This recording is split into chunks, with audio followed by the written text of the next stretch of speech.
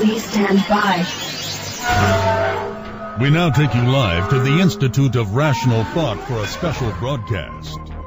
Standing in stark contrast to morbid liberal thoughts and mumblings, hard-hitting interviews, clarity of conservative conviction, and relevant information to make your day. It's Chad Adams on the Big Talker FM. Welcome, folks. Thank you for being a part of our wonderful show. Friday. A little more fun on Fridays, always. A little more candid about things. Well, we're never not candid. I'm sorry. We actually have fun every time. Want to thank the folks over at the Civitas Institute for sponsoring the entirety of this broadcast. Check them out online, nccivitas.org. They got a lot of information out there. You'll be glad you did. They look at what the legislature's doing. They do polling. They do a lot of research, some of which is in the news today. And one of the people that they've given high marks to is with us right now on the conservative side, Senator Thom Goolsby. They actually said you're a conservative. Your voting record apparently proves that you're a conservative. You don't just say it, you do it. I want to be a loving conservative. No! A loving conservative. Oh, gosh, what are you trying to paraphrase George Bush with compassionate conservatism? No, not at all. I'm loving. What's the difference? I can't wait to see. What's the difference? Well, my children and my wife like me. They like you. Hopefully they love you. They do. And I got to tell you, Civitas, I'm proud to be on a segment where Civitas is the sponsor. They sponsor the whole program. They are absolutely outstanding. And, of course, John Locke, all of the Pope-funded organizations are just amazing. Did you see the hit piece in the New Yorker on Art Pope?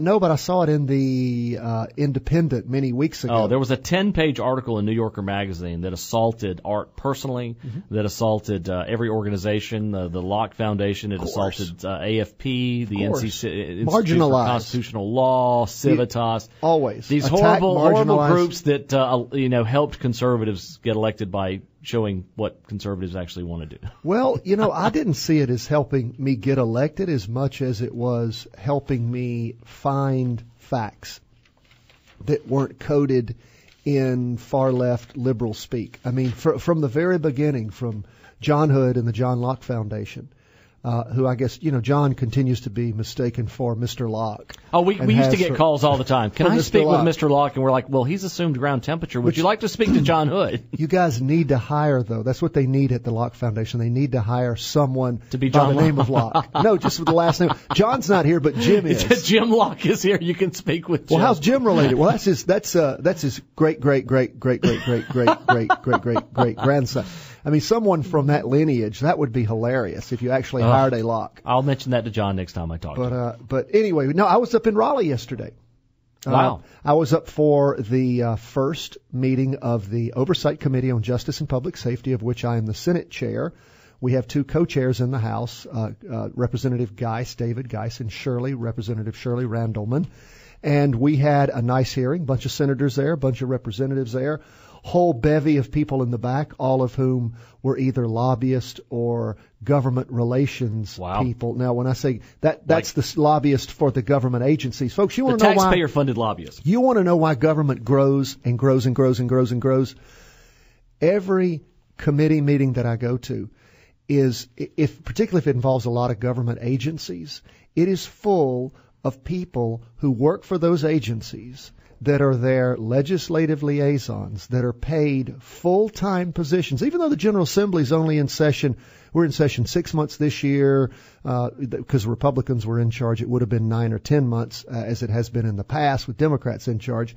And we'll be there probably 3 months next year. But these people have full-time jobs, and you pay for them. You literally pay for lobbyists to lobby the General Assembly that work for the agencies that are there trying to get more money. And people wonder why government grows 63% in the last 5 years. Oh, why? No big surprise. Because you are paying for their lobbyists from their agencies to come tell us that they need more money. Now, it didn't work this year very well, but in years past, it didn't work out so well. In years past, and when I start thinking about where should budget cuts come from, well, I can think of one position in just about, or more, in every agency. And every city and county is just about paying for their lobbyists. Wilmington has its own. So it has. You would think that electing city council members that have a relationship with their elected officials, i.e. the Senate and state representatives, no, they have a lobbyist they pay for. Yes. To talk to you guys. Now, it's amazing. It is absolutely amazing. I do not have a lobbyist. The Senate, I do not. My office has no lobbyist. In fact, I have one person. You have your admin assistant, kind of. Your legislative assistant. My legislative assistant. We just replaced Morgan, who's gone over to the Rouser campaign. Yes. So those of you who call the office, and Morgan Beam, my longtime, he helped me during my campaign, and then he came fully on board when I got to the Senate to do constituent work. He is now working for David Rouser. Right. Very proud of David. Raised $200,000. I'm going to ask you, and you choose to answer because I'm getting questions about it, and it's only fair to ask you. Sure. You endorsed David Rouser early on. I endorsed him along with every other senator that was in that district. People, they're in this area in particular. They say, "Why? You have a reason. You've worked with David Rouser. Can you explain your reason for supporting David Rouser?" Sure. He's won 2 elections. He started his he knows how to run and win campaigns. He worked for Senator Helms for however many years. I run into people all the time, particularly when I get up around the farm community just outside Wilmington. Ran into Dial Gray yesterday. Right, from Whiteville. Yes. Former mayor, all that, singing David's praises, said, absolutely 100% saying, I worked with him when he was with Helms. He was Helms' right-hand guy. He absolutely understands, what's going on up there and what needs to be done and what needs to be fixed. So again, he has that lineage with Helms. He is the architect. I was out at at Wrightsville Beach at the the Sunspree with the home builders. It was the North Carolina Coastal Symposium. David spoke, and he is the architect of regulatory reform. I had a builder sitting next to me. David was talking about one of the things in that whole thing. He went all around the state. He put this bill together, got it passed. Builder sitting next to me here in Wilmington leans over and says, the one thing that David just talked about, where if you get a CAMA permit when you're looking to develop something, you don't have to then go get an environmental assessment. Right. He's like, I'm going to be able to hire 2 or more people to work on this project now, either full-time or part-time. That will save me that one thing in that bill of many, many things, $25,000 to $40,000. That would just be blown on just this one change. In addition to, no more increased regulations. Our state law can't be greater than the federal law, which were the hardest amendments, as you know, back in the 90s. Democrats got rid of because they wanted to pass more and more bills and more regulations to over-regulate. And that's what we're talking about. I love the environment. I love surfing. I'll be surfing this weekend if there are any waves. I do not want to see our beaches destroyed. I want to see, that is our livelihood down here, and I'm well aware of it. I've got thousands and thousands of constituents here who live on the tourist trade. We cannot do that. But at the same time, why are we passing laws upon? Why do you have an entire environmental assessment survey comply with all the CAMA regs and then have to? You decided. I understand that, but you knew what happened in the last election here with Ilario Pantano and Mike McIntyre. Many people saying Ilario in this area. Why would the senator from there? Why would you jump into a primary and support a guy from Johnston County? And this is your David choice. And his family live on. They have a place at Curry Beach right down the road from me. He's here. You just feel that's a better candidate for the job, is what? I feel that he will win. Okay. He can raise the funds that need to be raised in order to win. He has the broad support across this district. He understands that when he hits Washington, having worked for Senator Helms, having been as effective as he was, according to the people that he served, Dial Gray being one of them, you can find thousands more across the district. He will get up there. He knows exactly from day one what it is. There's no learning curve for him. Okay, so he's going to get up there. It's not anything negative against Ilario. I've said nothing negative against him. I know, I like but a lot of Ilario. people will say, well, why, and blah, blah, but it's because I will say nothing negative against Ilario Pantano. I like Ilario Pantano. I think he is a wonderful guy. He worked very hard in this last campaign. He's working very hard now. You will hear nothing negative from me. There you go. Absolutely nothing negative from me about Ilario. He is a wonderful guy. He is a good family man. He's a Marine just like me. I think the world of him. But when it comes to, and I said, if it were me running for Congress against David, I would say David is the better candidate. Okay. Period. He is the better candidate. He will make the better congressman. Okay, I just had to ask that because many people have asked me, and I wanted you to have the opportunity to do that. And now, you will not hear me say anything negative in this campaign against my friend Ilario Pantano, period. Let us go over. We'll come back. We're talking about a little of that waste. Some of the funny stories that are out there. You know, you talked about waste. The Department of Environment and Natural Resources now has an eco-friendly green building that cost $124 million.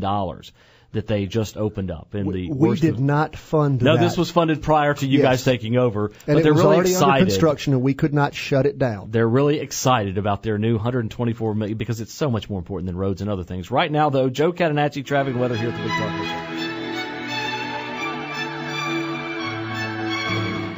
Show. Good morning, folks. I want to mention this segment brought to you by something that's near and dear to Thom Goolsby's heart. Parkway Volvo. Right now, absolutely. All 2012 Volvo S60 models as low as 0.9% APR or sign and drive for just $399 a month. And I see your little Volvo every day. I'm actually driving my C70 right now. I've had Mercedes and BMWs in the past. Hard top convertible.